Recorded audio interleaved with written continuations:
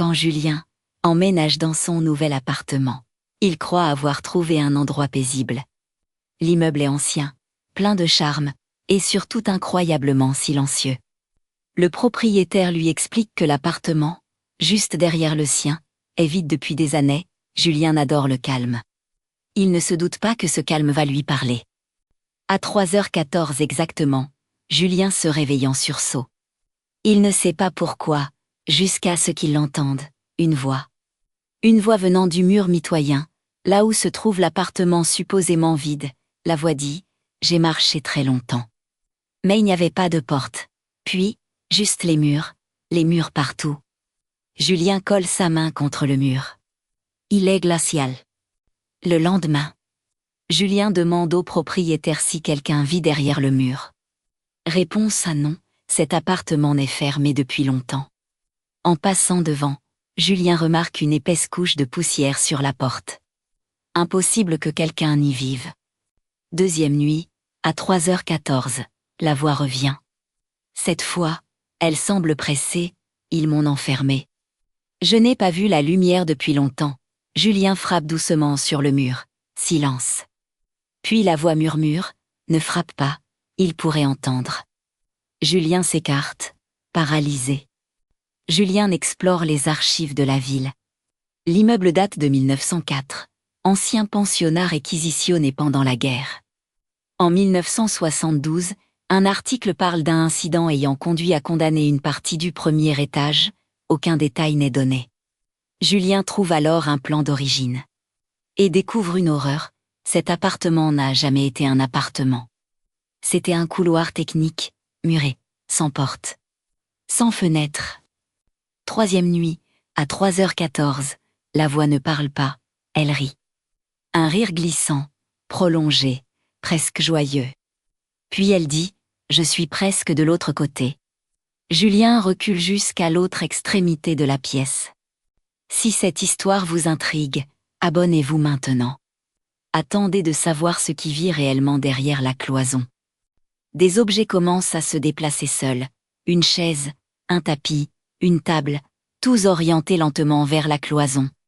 Chaque nuit, la température chute brutalement. Le miroir de la chambre se couvre de condensation. Un mot apparaît un soir, presque. Julien sent qu'il n'est plus seul, même en plein jour.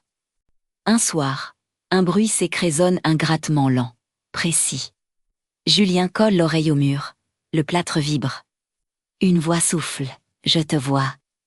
Au matin, une fissure mince apparaît sur la cloison. Julien souffle dessus, l'air passe à travers. Il y a un espace derrière le mur, un espace vide. Où habiter?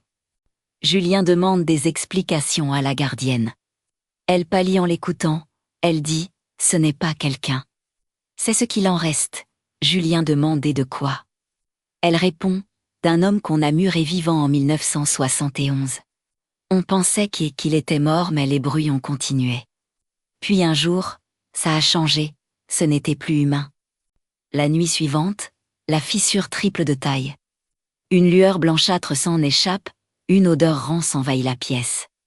La voix dit, la lumière va entrer, je suis presque là. Le mur pulse, comme s'il respirait. À 3h14, quelque chose passe derrière la fissure.